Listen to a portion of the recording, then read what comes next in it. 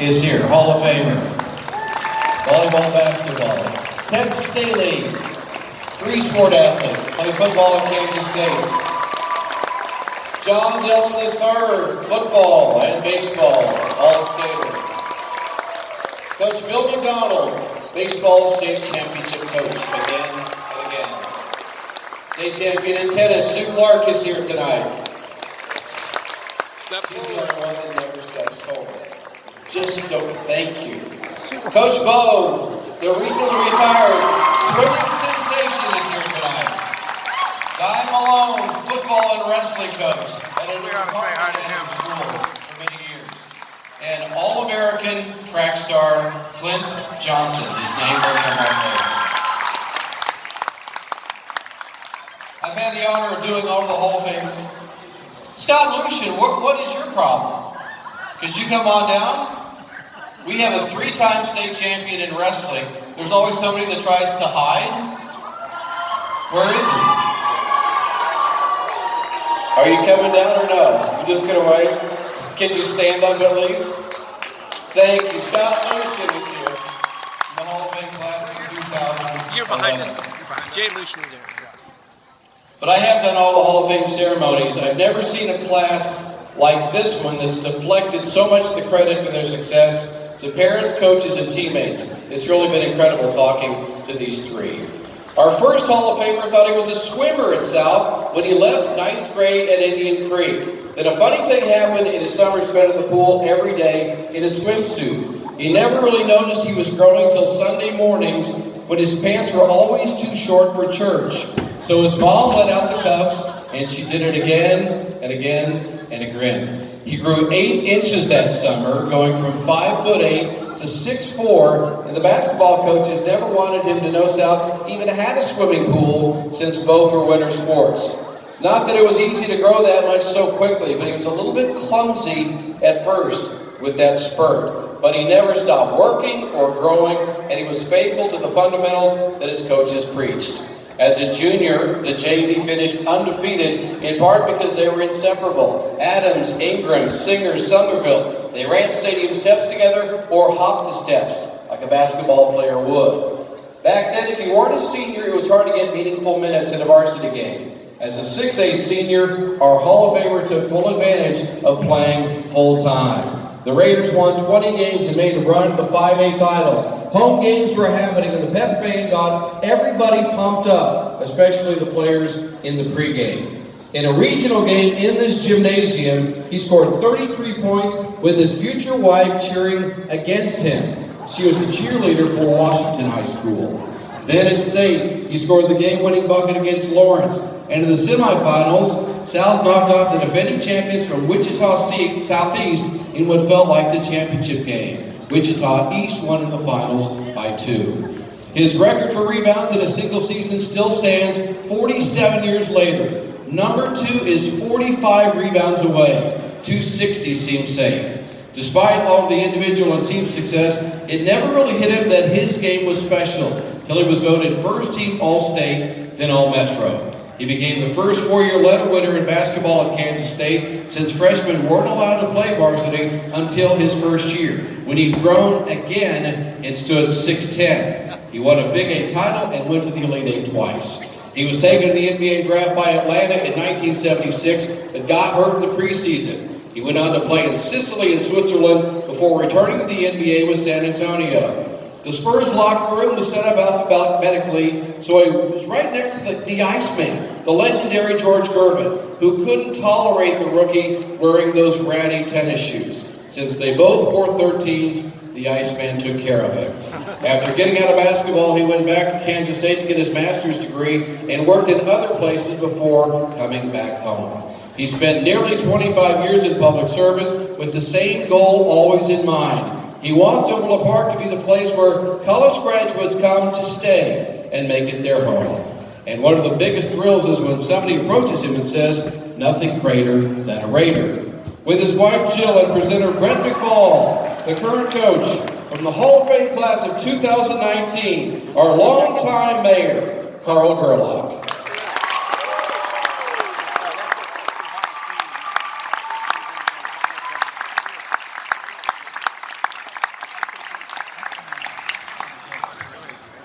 Our second Hall of Famer couldn't get enough sports growing up in South Country. Soccer, gymnastics, t-ball. She loved softball, tap, jazz, and ballet. Well, she started getting interested in tennis at age 6, since her sisters played, and of course her parents did as well. By junior high, it was tennis full-time. She was going to Lawrence 5 days a week for private lessons, clinics, and matches. She still doesn't know how her homework ever got done. Even though tennis consumed her time, she never felt like she'd lost her childhood or social life because of it. Her best friends were at the academy, and they all shared that commonality. There was never any resentment for all the hours devoted to what she loved. Trips to Lawrence would eventually grow to 6 days a week, and living there in the summertime. One of her main attractions to the sport was there was no clock. There was no 2-minute warning. There was always time to fight back. She remembers one match being down 5-love in the final set, down 40-love with an Amazon woman, twice her size on the other side, serving, and yet she came all the way back to win. She played at a national indoor event in Detroit and was sick as a dog, losing in the second round, but rallied in the consolation bracket, winning 10 straight matches to take 5th place. But playing at an elite level in the Missouri Valley Junior program didn't really mix with high school athletics. You're not allowed to play outside of what's on the school schedule. Her mom was a teacher at Blue Valley North and knew the value of playing for your school, reminding her that that might be an experience that she'd remember forever. And for that advice, she's forever grateful. In high school athletics, there's a sense of community and team, and you might meet people that you wouldn't normally know, like the way seniors took care of this talented freshman who initially took 7th place at state, then 4th as a sophomore. She still recalls pulling pranks on competitors in the team hotel at state because, well, that's what teenagers do. And after all, it was Shawnee Mission East, so why wouldn't she? Junior and senior years, she was an unstoppable force in tennis, going 26-0, then 29-0 with consecutive state singles championships. First team All-Metro in back-to-back seasons. Oh, by the way, she was the first 4-year letter winner here since freshmen were in the building for the very first time.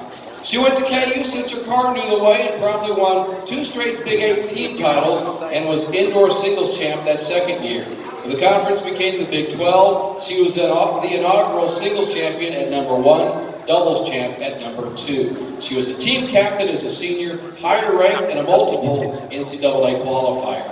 After playing a few pro events, she focused on law school and now does career advising and coaching for a law firm in Washington, D.C. Her husband calls her the Kansas Tornado. She's so busy with career, 4 kids, and a dog. She also found a way to give back to tennis as a fundraiser for a nonprofit called Game Set Ghana, which promotes exercise, self-confidence, while imparting life skills. She doesn't play tennis that much anymore, but does play a mean game of pickleball, and she will try to beat your brains out like it was 1994 all over again. Her parents are here, and so is her husband, Brian, presented by Coach Kurt Hodge and former Coach Gabrielson, 2019 Shawnee Mission South Athletic Hall of Famer, Christy Sim Meiser.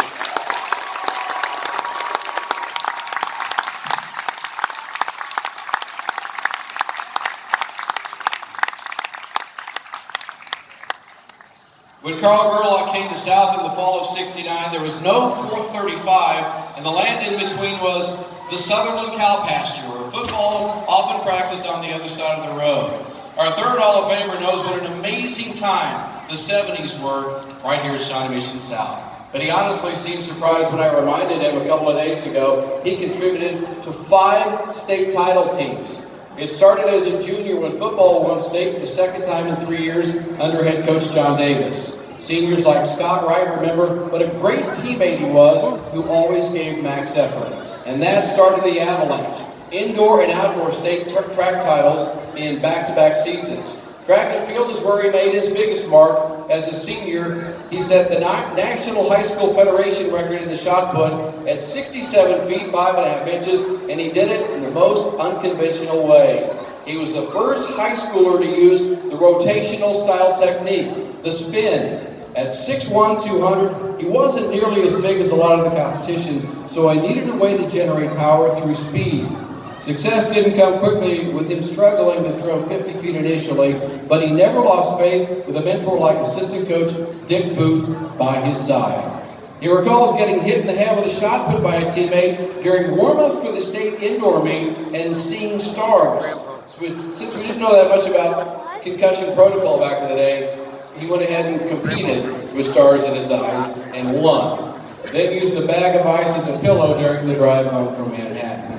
Honestly, he was more excited about finishing second in the hurdles that day behind Wyandott's Willie Bond, even though Mark never ever practiced the hurdles. That's why he went to Arkansas and thought he could be a decathlete. Later that same year, outdoors, he threw the discus over 202 feet, at the time the second longest in U.S. history.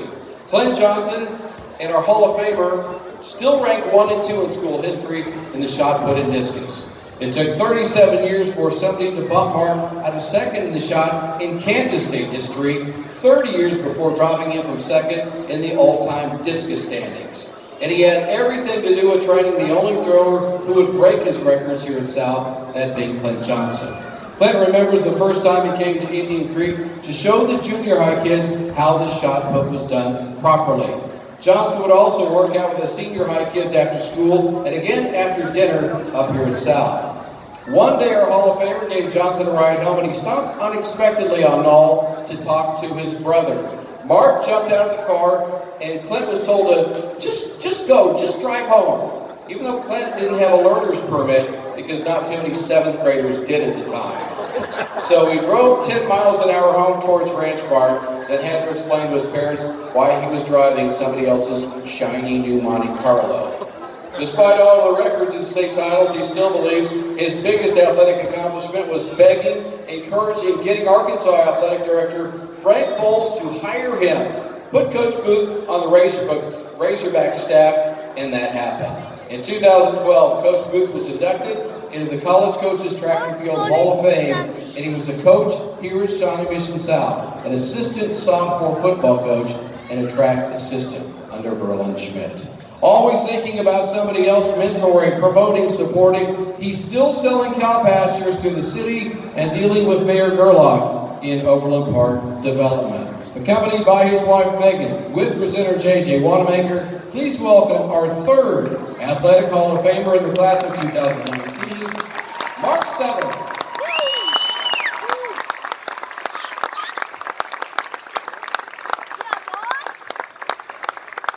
Please feel free to meet and greet all of our Hall of Famers. Down in the end zone, there is also cake up on the stage.